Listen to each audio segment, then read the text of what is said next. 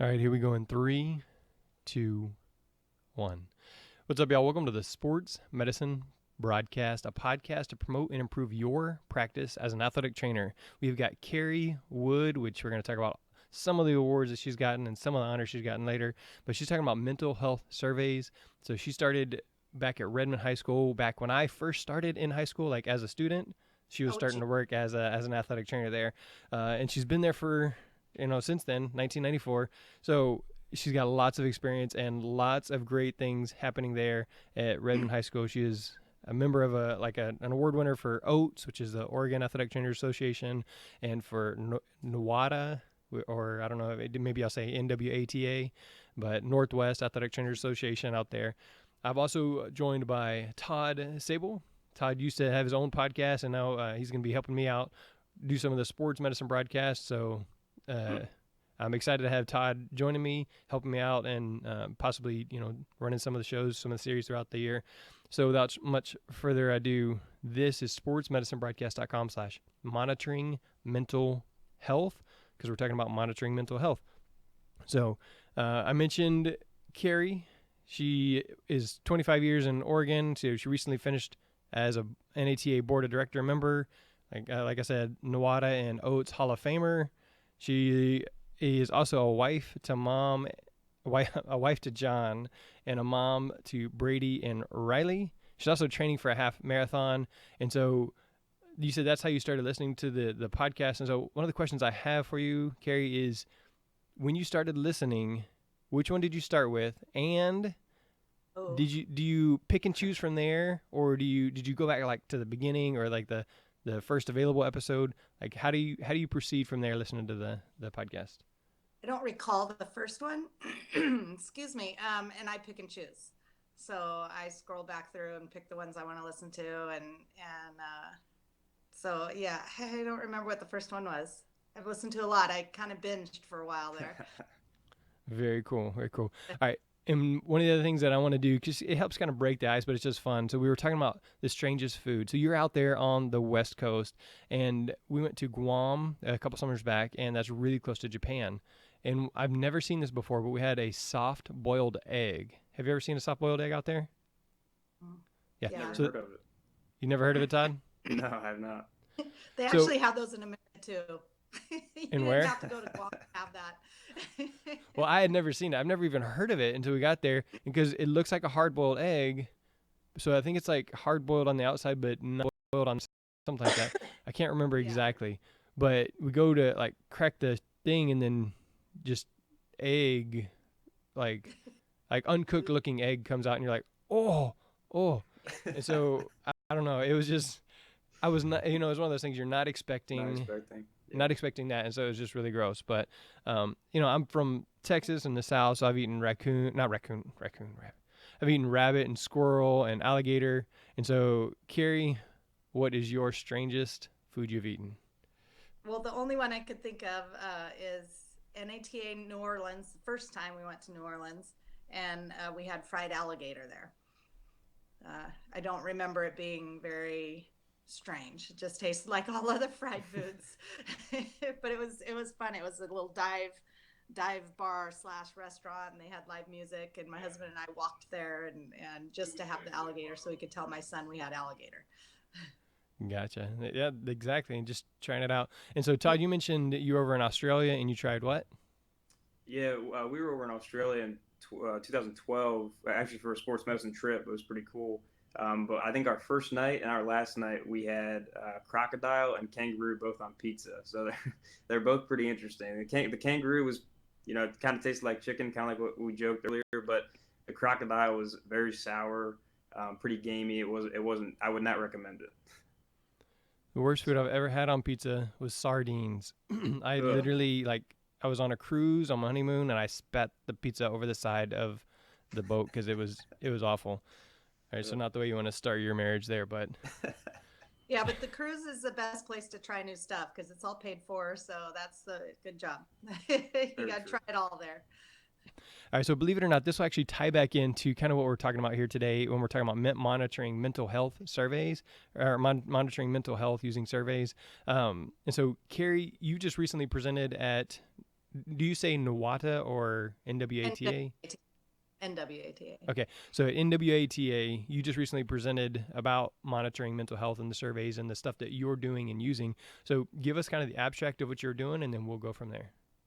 Okay, well, that was a panel discussion, but basically, we had a backstory, I guess. We had an athlete lose his life to suicide 2 years ago now, and three-sport athlete, great kid. No one saw it coming, always happy all the time. So basically, that kind of left me like, oh my gosh, we need to do something. What do we do? So one of the things that we implemented at Redmond High was the mental wellness surveys, and I got the idea. I mean, obviously, wellness surveys are not anything new. A lot of personal trainers use them. They're out there and have been out there, so I didn't come up with any idea. I just tried to mold mine a little bit so it focused more on mental health. So in a backdoor kind of way. And so when I introduce it to the student athletes each season, I make sure that we kind of touch on that and talk about, hey, this is your opportunity, to reach out if you need anything. And so we went from there and have run with it. We did it all last year, and then we're starting again this year. So I have about a year and a half worth of, I don't know, experience or information from doing those surveys. It's been really successful and popular, and the coaches like it, and I think the kids appreciate it. I like it because it keeps me in better touch with our kids. How long after that tragic event happened did you start to implement this mental health survey? About a year. A year. Okay. Yeah, the first thing we did, and I forgot to tell you about this, Jeremy, but we did a professional video called Your Life Matters on YouTube, and I'm hoping you can put the link up to that. That was amazing. We wanted to focus on what kids face on a day-to-day basis that you're not aware of. So it shows our kids in the hallways doing just day-to-day stuff, and then a bubble appears over their head that says, my dad just got arrested last night, but he's happy and smiling and no one knows that happened, type thing. And it turned out to be a really powerful video. And on Facebook alone, has like 3.5 million views. We were blown away by the popularity of it. But now that was on my personal Facebook page. So we're now trying to push people to the YouTube link. And, but yeah, so that would be awesome to put that up. It's called Your Life Matters on YouTube. Very powerful. And Hunter is our kiddo's name that died, and his parents paid for that, funded that, and helped along the way. So that was pretty cool. So that we started with that, and then, like I said, about a year later, I went to a conference, and a Gatorade conference, and we had head football coaches and basketball coaches, and I think baseball. Anyway, head coaches from all over the United States. And so I was able to visit with a real successful football coach, and he talked about wellness surveys that they were doing. And I thought, how could I manipulate this a little bit? And so that's where I kind of started doing that and approached my AD with it, and built one, sent it out to the coaches and said, what do you think? And of course we had some, concerns with the coaches. We can talk about that a little bit more when we talk about questions and stuff, but overall it's been successful. All right, so you mentioned when you introduce it to the kids. So what does that look like? Is there a meeting? Kind of talk about the process. We'll talk through the survey later, but let's just start like at the very beginning, maybe at the very beginning of the year, and then talk about the process, and then we'll talk about the questions and the survey and the results and all that stuff. Yeah, thanks for asking that. I'm a logistics person. So whenever people have good ideas, I'm like, how can I fit that in? Because how really can we do this? Because you know how busy we are as high school athletic trainers. So I I do it. I started differently, but now I found the best way to do it is when I pull the kids in by team to do impact testing and sway testing. So basically, I bring the kids in and we first we talk about, we get them signed up on our sportswear injury software. We get them, and then we talk about the wellness survey, and I get them signed up for that. Um, I also have a presentation that I am not doing this year because I did it last year, and so I think I'll do it every other year. But basically, it's a super basic presentation that I go through with the kids, and we talk about wellness, not mental wellness quite yet, but we talk about um, why how can eating right, sleeping, drinking enough fluids, and managing your stress make you a better athlete. And that's really what sold it to the kids and some of the coaches as well. So if we focus on, hey, we want you to be the best athlete you can be, we want you to win, and so these are the things you really need to focus on. Did you really know that if lack of sleep can cause injuries? And so we go through slides, and that's just great information for a high school athlete anyway, to learn about that stuff. So we kind of touch on that. And then I talk about stress. I talk about, you have stress at home, you have stress at school, and here's some ways to manage those, and then we go into, so here's this wellness survey. I'm going to send this to you once a week, and this will help. It serves two purposes. One, it helps remind you that you need to be eating right and drinking enough fluids and sleeping. It helps, oh yeah, I didn't have enough water yesterday or today, I better drink more water today, type thing. And two, it just helps me keep an eye on you guys, to let it's your opportunity to talk to me, say anything you want, tell me about anything that's going on that you need to reach out if you need help with anything. And that's how I kind of focus on the stress part and say, hey, if there's anything that you need, this is your chance. It's confidential. It goes just to me. And it helps me just keep tabs on them. So that's how I kind of approach it. And then we get them signed up. I use the Remind app. So basically I just take a scan, what's that called? A QR code. QVC shopping code, some QR code that links to the wellness survey and Remind, and then they sign up for that right there on their phones.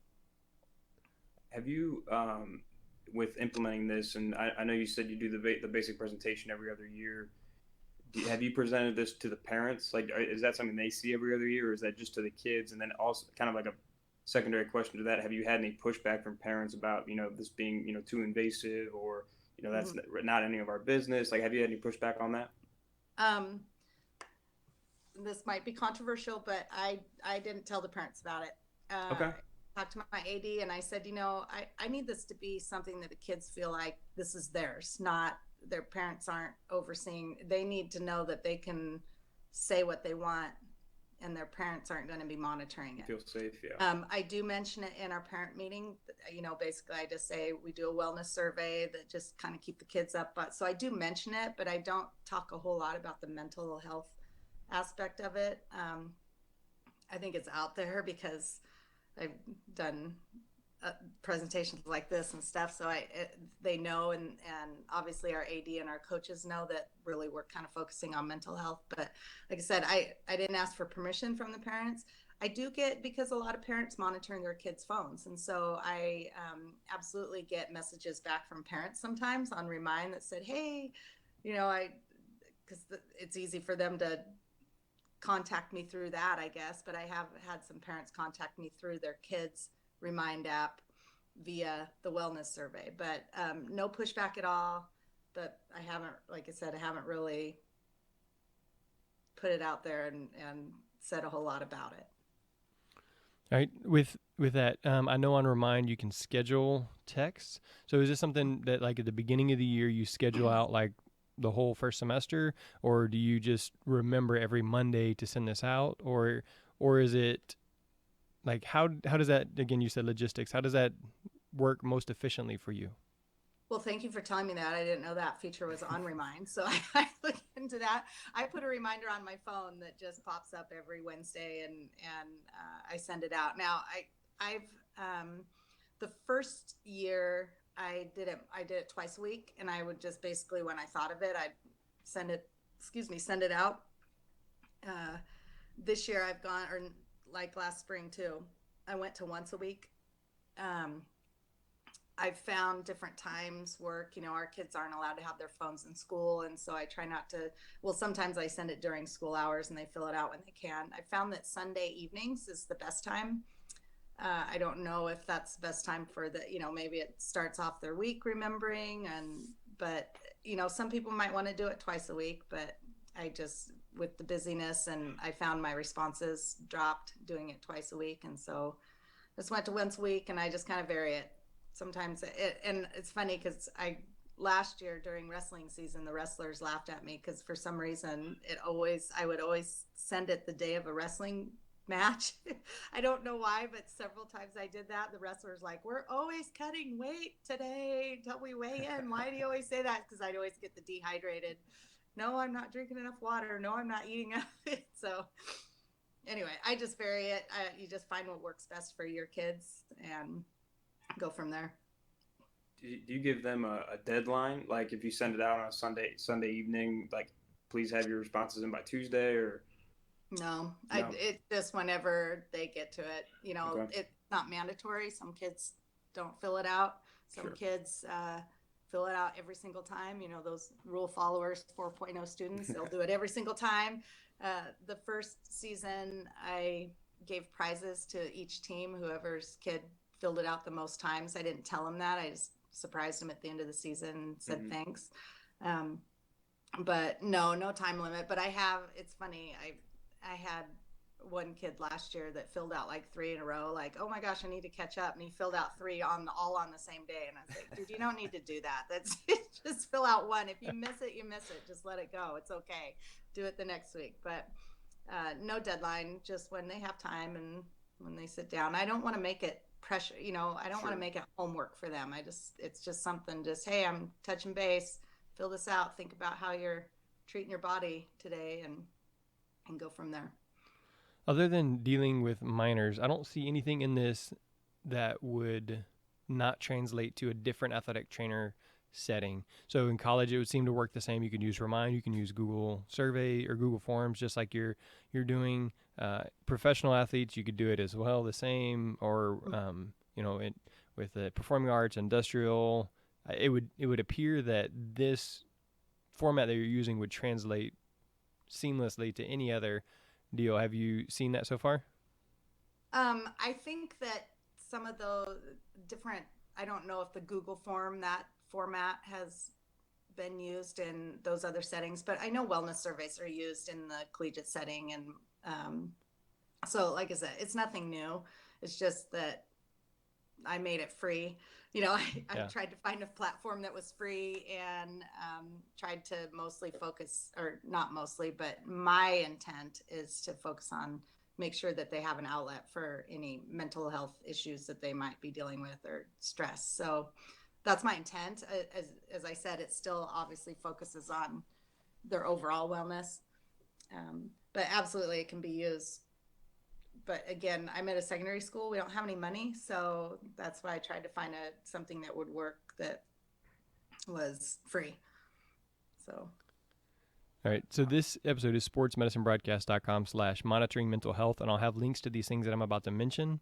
But if you want to check it out like right now, you can. So checking out Carrie's form, that's what we're going to kind of talk about, what it looks like and the questions and why she chose those questions.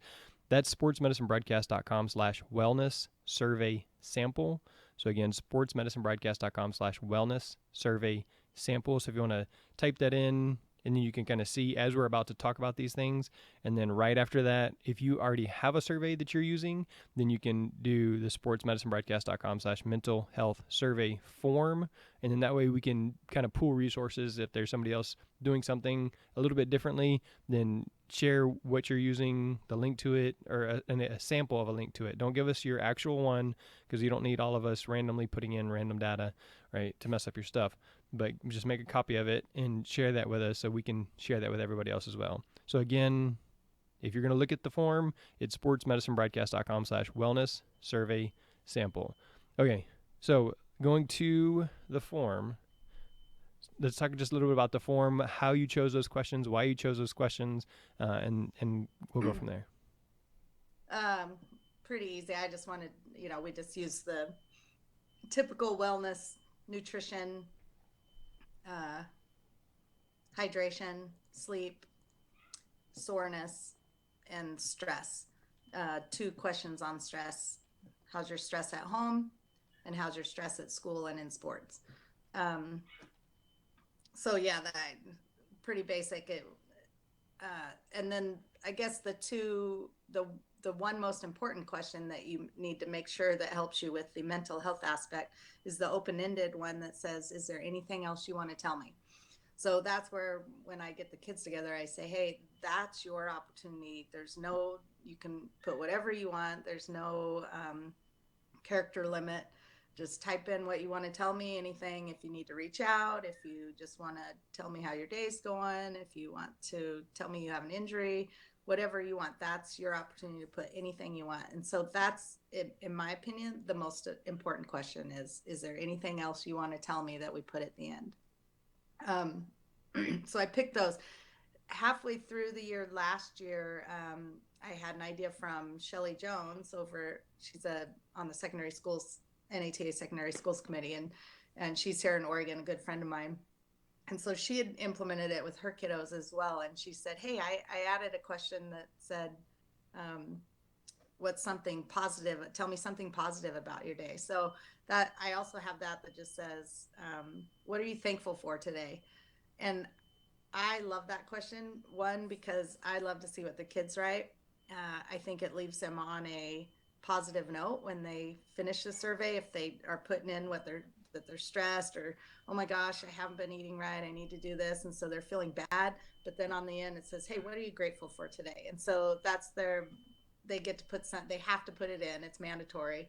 And so that's been fun for me to copy to coaches, because a lot of kids will say, I'm thankful for my team and my coaches. I'm thankful that coach so-and-so did this, and so it's really fun for me to copy and paste some of those results without the names, of course, just that answer, and send it out to our coaches and give them a little boost too. Because as you know, coaching can be a thankless job sometimes too. And so it's nice for them to see that their kids appreciate them and things like that too. So that's been fun, that question that we added there at the end. Have you thought about, because like I said, I took it last night, so I apologize if I skewed any of your data, but fine, you'll just show up in my spreadsheet. I love that thankful question. I thought that was really cool, kind of for the same reasons you were talking about. And then at the end, obviously the one, if there's anything else you want to tell me, have you thought about, with like the nutrition or sleeping questions, having like an open-ended area there, like for the wrestlers, like Mm-hmm. obviously they're going to be dehydrated or haven't drank enough water, or they haven't eaten a lot, like, just so, like, if you have like I haven't eaten anything, I haven't drinking anything, I feel really tired, I feel kind of negative, so they can kind of like elaborate on that a little bit, or I mean, I know that would probably give you a lot more work, I'm sure, but yeah, no, I don't think that would give a lot more work. That's a great idea. I usually, that comes out in the, is there anything else you want to tell me question? Yeah. So, that's where I get got a comment from the wrestlers last year, and sure. and things like that. Or, hey, my parents are out of town, so I've been eating McDonald's. Or, oh my gosh, I left my water bottle at home, so I haven't had any water today, but the rest of the week I've been good. That kind of stuff. That usually comes out in the comments, but that's a good idea to make it more specific to each question, just to give them a opportunity to explain themselves, But yeah, good idea. All right, so real quick, Jamie, and then Woodall. Do you know Jamie Woodall? Yeah, absolutely. All right, Hi, so Jamie. she was watching live on Facebook, and she was giving you like a high five. So just so you know that there's people there cheering you Hi, on. Jamie. All right, so let's talk about some of the responses, right? So the form is pretty simple. Again, I have the example on there, and it'll be posted in the show notes so people can see that, copy that. The one that I have posted is a sample, so you can copy that, save it to your own, and just change it up, just change the banner up top and the destination, whatever. But what are the responses you're getting? You've given us some samples, and then what are you doing with that data, like as a whole and individually? Um, so I guess I can give you some of the concern stories that we've gotten. Well, let's start with this. So they come in on the Google form. You can choose to make a spreadsheet of the answers. It goes to that. So basically, how I do it when I've sent out a survey that day or the night before, whatever, I pull that up.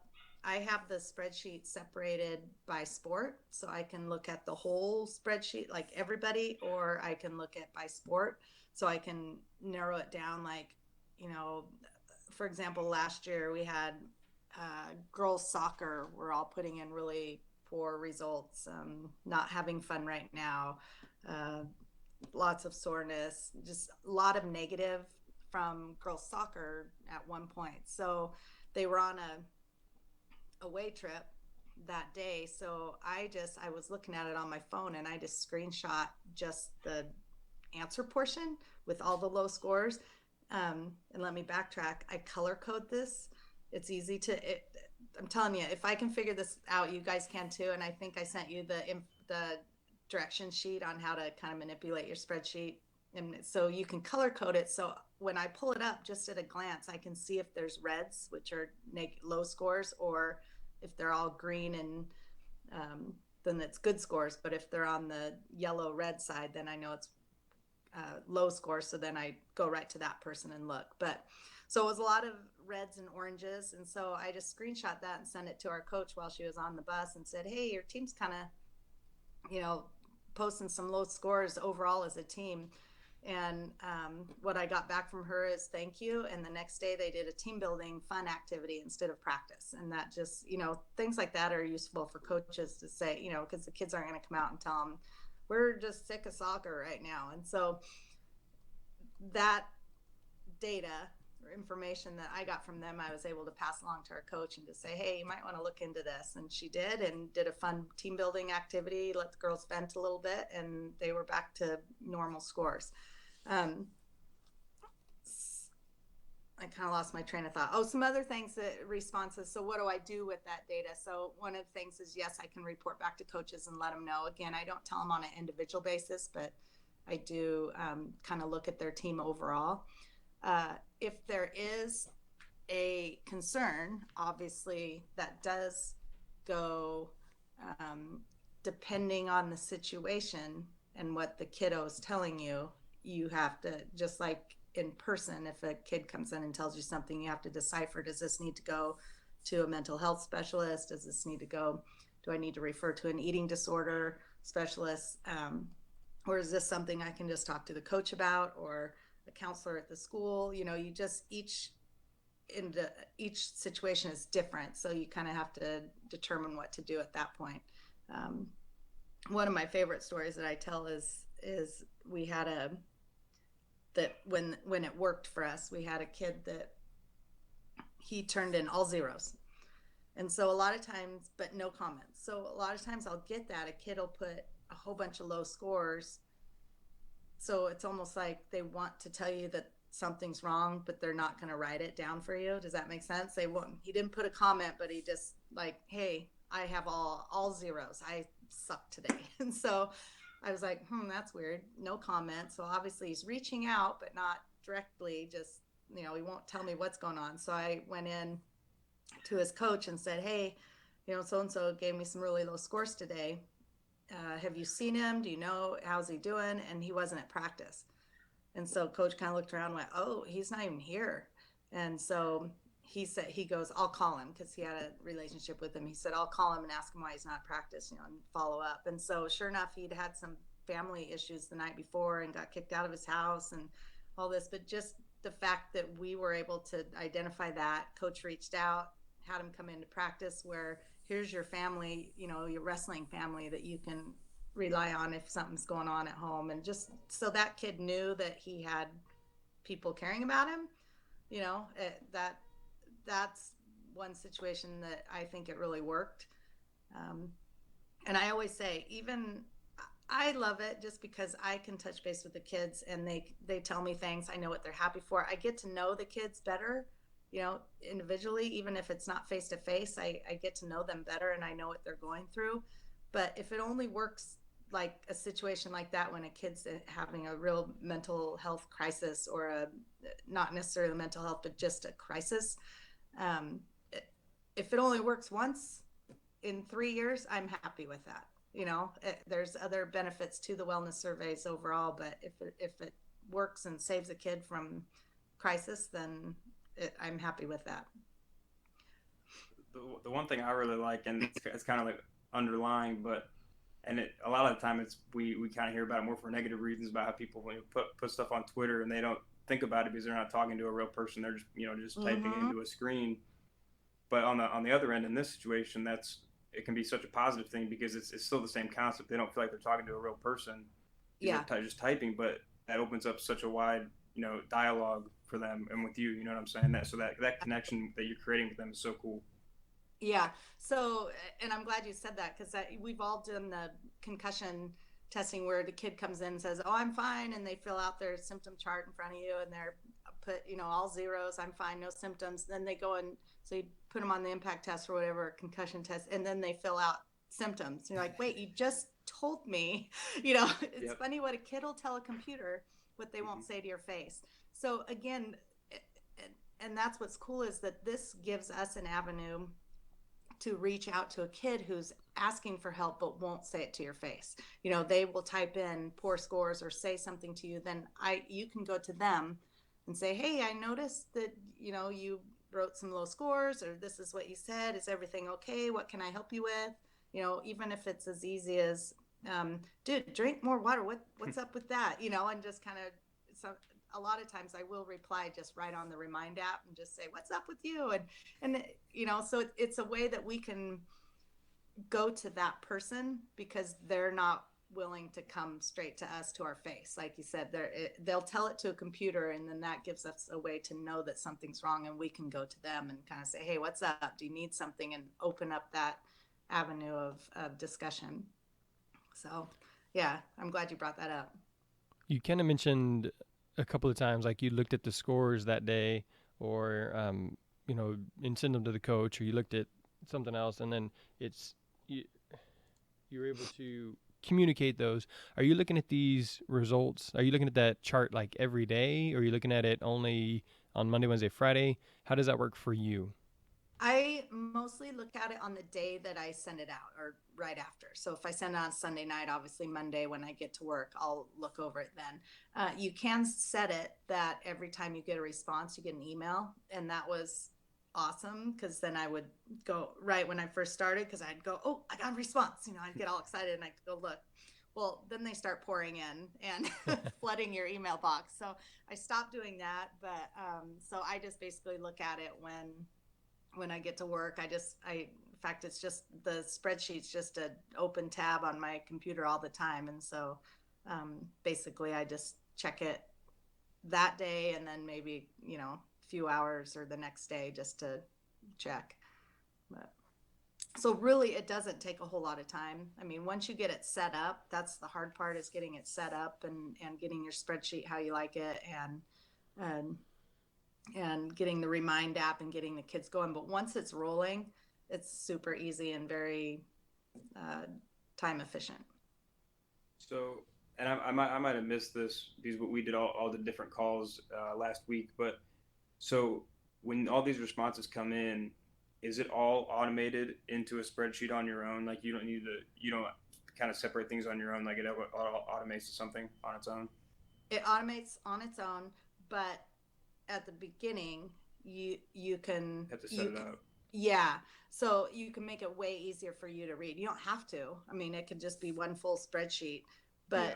But so this is probably a good time. There's a YouTube video that I totally copied. It's a personal trainer guy who did a wellness survey, um, and he walks through the steps on how to manipulate the spreadsheet to do different things because there's coding and all of that crap that I don't understand. And so, um, Jeremy, remind me, and I'll send you that link. But you can Google it on YouTube or search it on YouTube and just say, Google Forms, wellness surveys. I can't remember if he called it wellness survey, but that was very helpful because he showed computer screenshots and showed, and gave the actual codes. So that's where I went into and made that instruction sheet that Jeremy will post that kind of walks you through how to set up a Google form, which is super easy. And you don't need a whole lot of instruction for that. But the spreadsheet part is a little tricky because, like I said, there is some coding.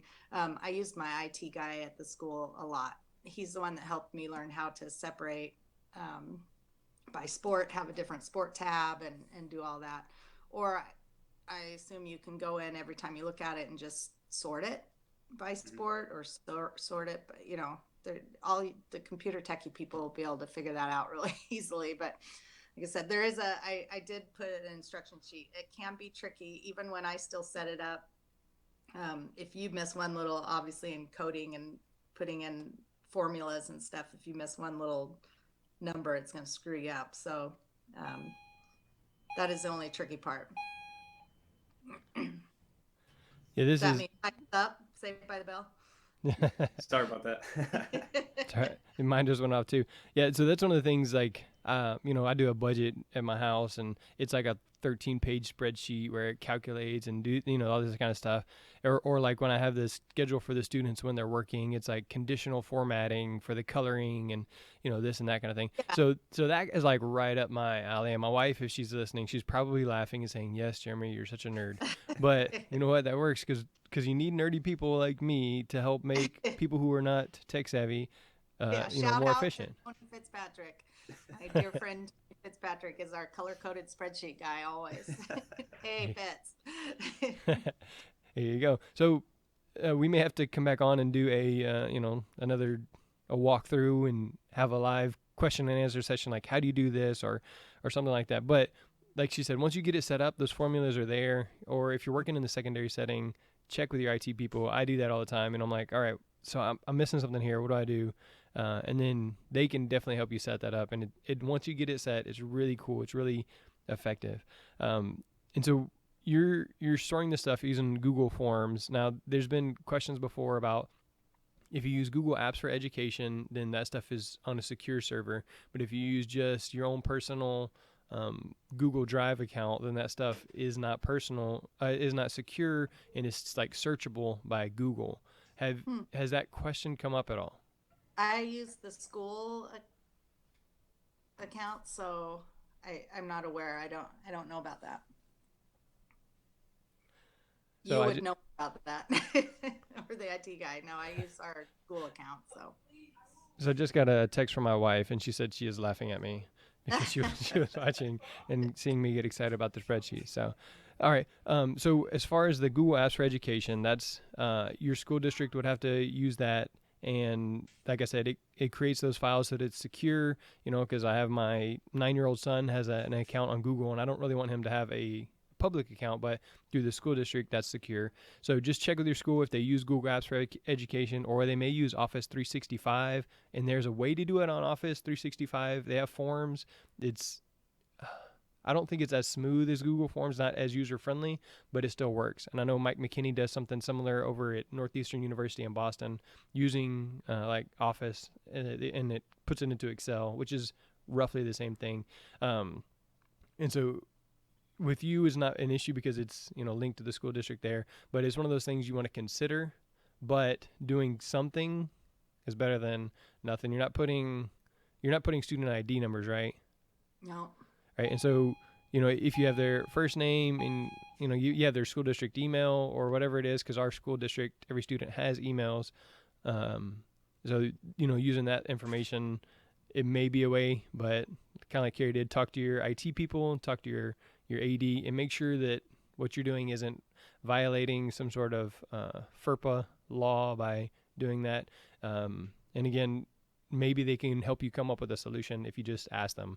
So we've pretty much given you the form here, but just check and make sure that what you're doing is safe and secure, and that information isn't getting shared elsewhere, that kind of thing, or that you don't stay logged in on 4 different computers and that all your students see all the answers as well. So yeah, and really all we put in is name and sport. And you could switch to first name only. You could say first name only. So if you know your athletes, that you'd have to figure out who they were if you didn't know if it was only first name. But hopefully we all could figure out who Susie is on the volleyball team. Yeah. So there you But go. yeah, So good point. I'm glad that you're the techie guy that can point these things out.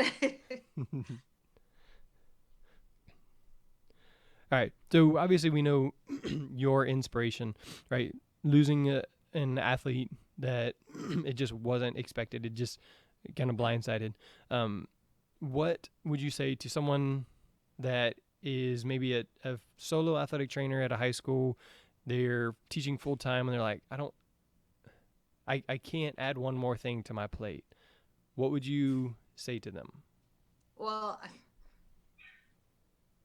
I can't really because I understand. I'm there too. I'm a solo athletic trainer at high school, and it is difficult. But like I said, if you maybe take the summertime to set the survey up and get it ready, because like I said, once it's set up, it just runs. It's easy. All you have to do is one text message and look at the spreadsheet.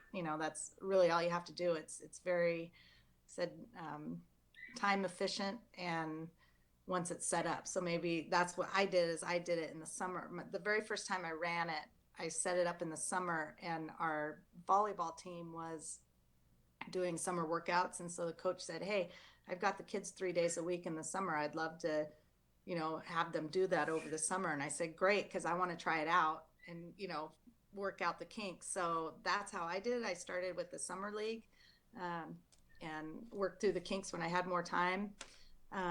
But again, if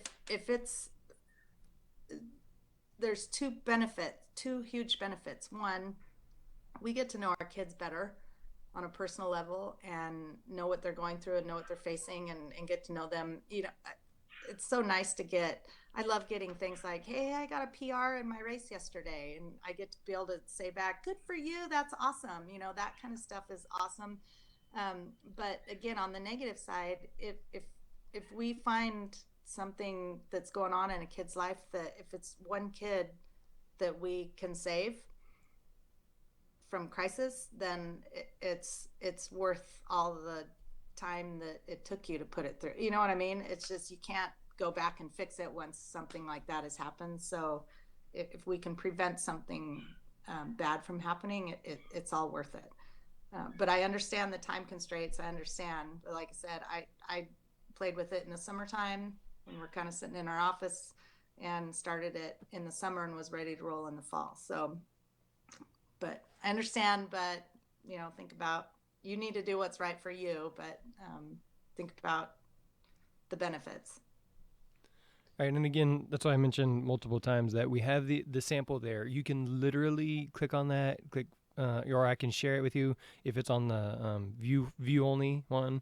Just send me a message. I can share that with you. Then you can click save to my drive, make a copy, and then you're not even recreating anything. You're just changing the banner up top, and then the spreadsheet, you'll have to get that. I'll get that from Carrie. I'll send that as well, and then it'll have kind of her formulas and data, and then you just have to make sure it works for you. So realistically, all you have to do is test it out in a small group over a non-busy season, because we're going to give you the information, give you the files and stuff to make it work. So you as the listener, you really got an opportunity to just take this and implement it as soon as you possibly can, to begin working it for your school, your athletes, and the mental health of the patients that you serve. One of the things I did this year, which was different, last year I did 3 different surveys, fall, winter, and spring. And this year, and we all have multi-sport athletes, but so what I did, I'm doing one survey, and it's all collecting for the whole year. So those kids who sign up in the fall, they're still going to get, even if they're not an athlete in the winter or the spring, they're still going to get a message from me. So it either they can ignore it or they can continue to participate even if they're not in sport. So, but that made it easier that, like I said, last year I had to do it preseason every season. But this year I was like, that's too much work. I'm just going to do it one time, and we're just going to keep building on this one huge spreadsheet. So that helped save some time as well. And again, it keeps those kids connected who may not be in a sport, but they're still our athletes. So that helps a little bit too. Going forward, because I mean, this is obviously there's a lot of mental health professionals in the sports setting. Have you been able to collaborate with, whether it's a sports psychologist or a psychologist or anybody in the past, or looking to do that in the future because of this survey with people that you've either had to refer out, or even just colleagues that in that space? Yeah, we've been lucky that we have a mental health specialist on our campus now, and Oh, wow, so that's great. and yeah, and let me mention that make sure that your secondary schools, if you're going to set this up, make sure that you have a mental health emergency action plan set up. That's a great point. Yeah, so thank you for saying that, because absolutely we need to make sure that you have a mental health emergency action plan, so you know what you're going to do if there is a crisis. The secondary schools, NATA secondary schools website has some pointers on how to make one of those. I have one as well. If Jeremy wants it, I can post mine. You're welcome. Anybody's welcome to copy it and change the school on the top. I don't care. I recreate the wheel. But the secondary schools committee also did a wellness survey that's a little more body awareness, like injury and more of that. But that's more ideas that people can go look at that and see what they think, and maybe add some questions. So they recently just added that to their website as well as a resource. So that might be some more info to follow. Now I forgot your original question. Just about collaborating. Oh, with, collaborating. yeah, Yeah. Like I said, we've been able to in our EAP for mental health, there's certain things that immediately require a referral to our mental health specialist. Maybe a kiddo has an anxiety attack during practice. So that's an automatic referral from what I feel like. If you're having an anxiety attack during your sport, then you need to see a mental health and make sure we can control your anxiety.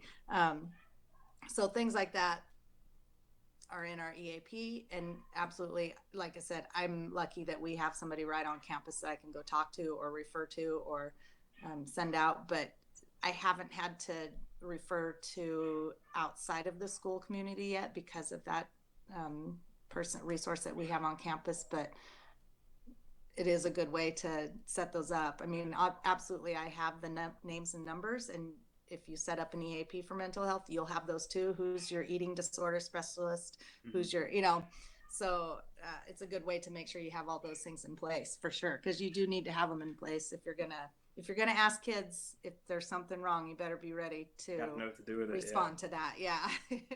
In a hurry if necessary. So sure. Good question. Thank you for bringing that up. Mm-hmm. Todd had a few questions about your article in the NFHS. So Todd. Oh yeah, I think we've kind of touched on a couple of these before already, but I guess my biggest one, and this is probably the only one we need to kind of really touch on, is because in one of the paragraphs in your article, you talk about the no pain, no gain, be a man, don't talk about your feelings, blah blah blah. Have you seen? Well, I guess the other point I had too is just through, some stuff that I've done on social media and just kind of where we are, in 2019, that through athletic training, other areas, that vulnerability can be a great tool for creating a dialogue. You know what I mean? Because once you kind of open up and tell people how you feel, that person you're talking to may have felt that same way. Mm-hmm. So it can open that dialogue. Have you found between more of the like ego sports, I guess, for lack of a better term, football, wrestling, I don't know what all sports you have or how big your school is, but have you seen different responses as a whole between, the more, ego driven sports as opposed to like, a volleyball or a swimming or a gym, those type, have you seen that, like football players not being willing to be responsive or Down. I haven't. It's pretty equal across the board for sports. Okay. Like I said, you're going to have some kids who never respond. That's Mm-hmm. just who they are, and they don't like to do stuff. Anything that rebellious kids that just no, I don't want to do that, which is fine, whatever. But no, I haven't seen any differences between athletes and sports. One thing that I find, and maybe I don't know if this helps or not, but one thing that I always say to them when I introduce it to them at the beginning of the season, I say, this is really important to me. I want to know about you guys. This is important for me, for you guys to fill this out. It only takes a minute. Please take a second and help me out here and fill this out for me. And so sometimes I think that helps if you just tell the kids how important it is to you. Mm-hmm. That they'll go, oh, Carrie really wants me to do this, if it's an eye roll thing, or they'll or like I said, you'll have those overachievers who fill it out every single time immediately. But no, I haven't seen any differences between sports, but that's an interesting point. Yeah. And thanks for reading our article on. Yeah, it's a great article. That article, that was really cool, because I've gotten a lot of feedback from all over the country, and it's been really cool to have athlete trainers from all over reach out and say, hey, can you send me your wellness survey? And so that was a blessing that we got to publish that article. That was with what you're talking about was something that my athletic director, he's the one that wrote that, in collaboration with myself, but okay. That was his talking, so I don't want to put words in his mouth, but I got you. But yeah, that article, that's been awesome to be able to hear from so many athletic trainers around. And I'm still getting, that was like a year ago, wasn't it? When was that? I think that was maybe last winter or February spring? 5th. Yeah, so it's almost been a year, and I still occasionally get a response from somebody, maybe if they're just Googling resources and come across it or something. But yeah, reach out. I love hearing from you guys. It's fun to make contacts around the United States. Yes. All right. So on the surveys, we were talking about. You said you can customize them and add things, or we've talked about making just first name or that kind of thing. Mm-hmm. And you also just now said it's important to me. It only takes you 3 minutes to fill out. Do you have any experience with like longer surveys or shorter surveys, and what really is going to be best for the high school setting? Like, is it okay, no more than 10 questions, or only 2 long answer questions and everything else multiple choice? Like, how are you gonna? Do you have data on or information or thoughts on what's best? Yeah, well, we all know what's the study that came out. You need to have things done in 7 seconds, 7-second videos. But no, the youth of today, you have to do things in very short. So minimize it as much as you can, because they're going to get bored if they have to go through too many questions. But I don't have any studies on that, no. But I think we all know that you do have to keep it brief to keep them doing it and keep them focused. All right, Ty, you got anything else? I'm sorry, go ahead.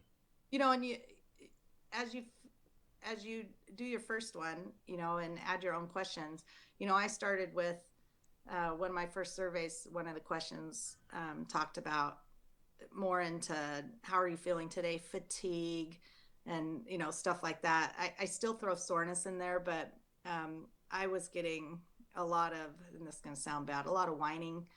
When I had a little more of fatigue and soreness and blah, blah, blah.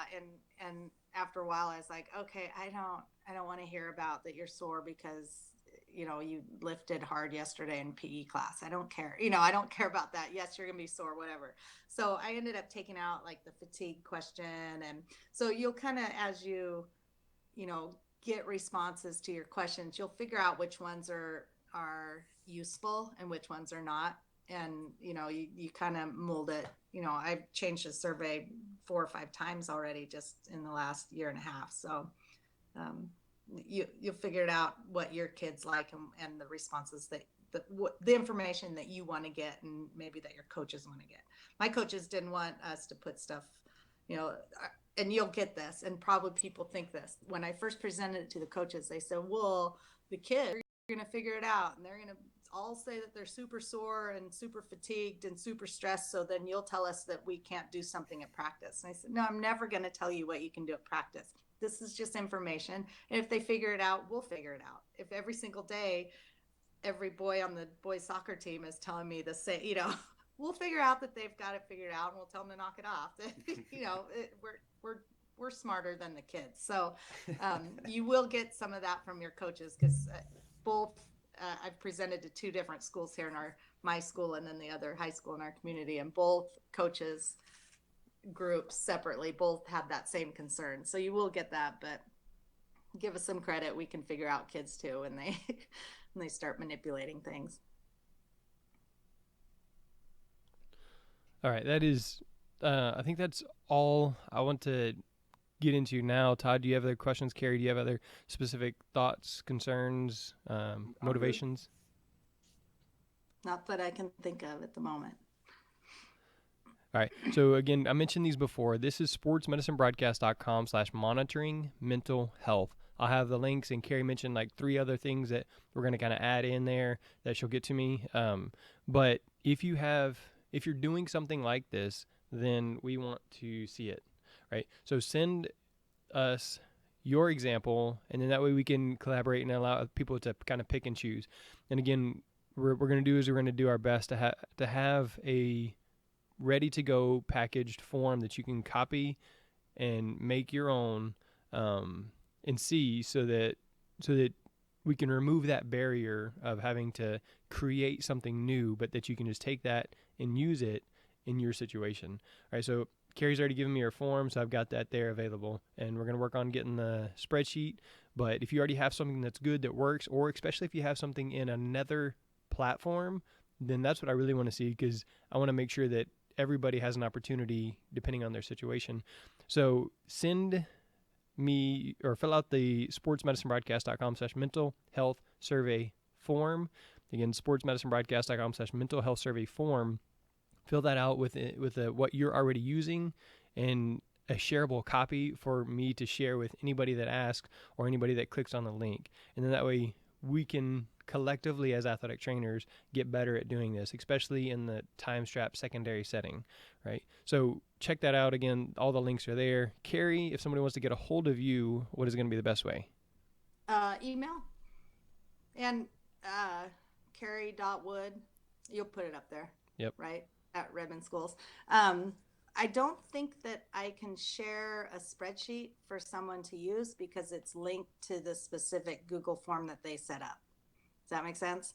But the direction form that I sent you will tell them how to, the spreadsheet already links automatically, but the direction sheet will tell them how to, different ways they can manipulate the spreadsheet to color code it, to go to just a number format instead of a question, all that. So am I?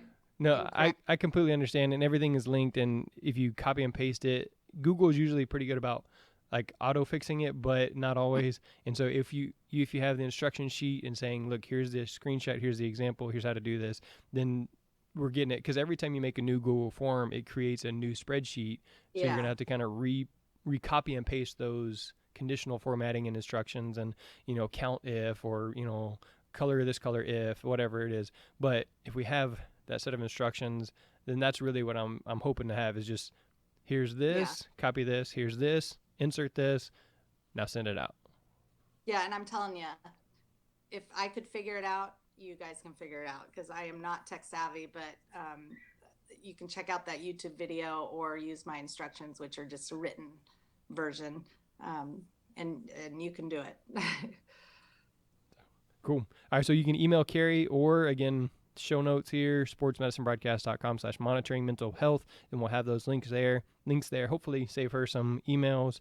And then if it's something that we need to kind of discuss, go over again, then we can schedule a time for me, Todd, and Carrie to get back on here. Todd, somebody wants to get a hold of you. What's the best way? Best way, I know we got email on here, todd@sportsmeddiscussion.com, but also social media across the board, Todd Sports Med. I'm pretty active on there. So. Yes, sir. And then obviously, if you're listening to the Sports Medicine Broadcast, you probably know how to get a hold of me, but on most social medias, I'm Mr. Jeremy Jackson, so MR Jeremy Jackson, or anywhere on the Sports Medicine Broadcast, you can find me. So sportsmedicinebroadcast.com. You can have a link to Carrie's article on the NFHS. I'll have that in the show notes.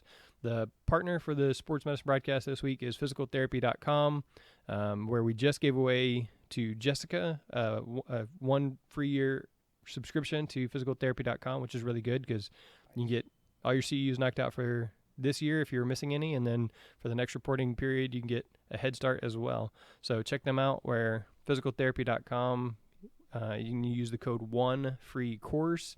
That allows you to take one course for free, test out the platform, see if you like it. If you don't, then I guess you don't come back. But if you do, then it's $99 a year for as many CEUs as you need. Make sure you select the ones that are BOC approved.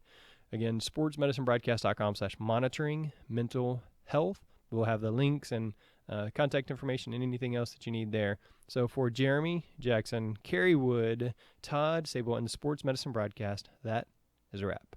Thanks.